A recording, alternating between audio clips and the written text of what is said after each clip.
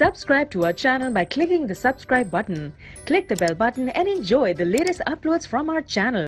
نے ابھی شام جو آج خاموشی 1 منٹ کے لیے اختیار کی گئی، اس حوالے سے یہ گزارش کرنا چاہتا ہوں کہ 2001 سے پاکستان دہشت گردی کے خلاف نمبردازماں ہیں اور آئے دن فوجیوں کی لاشیں آ رہی ہیں۔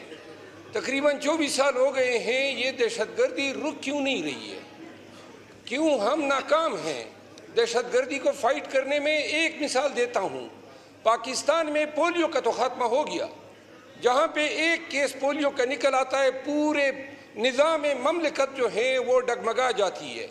پولیو اولین ترجیح ہے اور پاکستانیوں کی، پاکستان کی جو تحفظ ہیں وہ ترجیح نہیں رہی ہے۔ آئے دن یہ چائنیز یہاں پہ اگر یہاں پہ ان کو مارا جاتا ہے۔ یہ بھائی صاحب آپ ویڈیو جو بنا رہے ہیں دس از ناٹ اپروپریٹ۔ جو مارا جاتا ہے، یہ MNA صاحب جو ویڈیو بنا رہے ہیں، یہ ناکامی کس کی ہے؟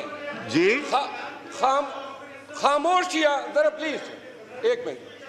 اپنا عامر ڈوگر صاحب، کیا یہ مناسب ہے؟ یہ جو آئے دن ہم خاموشیاں ایوان میں اختیار عامر ڈوگر کریں گے، صاحب یہ مناسب ہے؟ آپ خیر اقبال صاحب چھوڑ دیں، جی میں عرض کرتا ہوں، یہ خاموشی 1 منٹ کی اختیار کرنے سے کیا یہ چائنیز کے دکھ کا مداوع ہوگا؟ ہم عملاً کیا کر رہے ہیں؟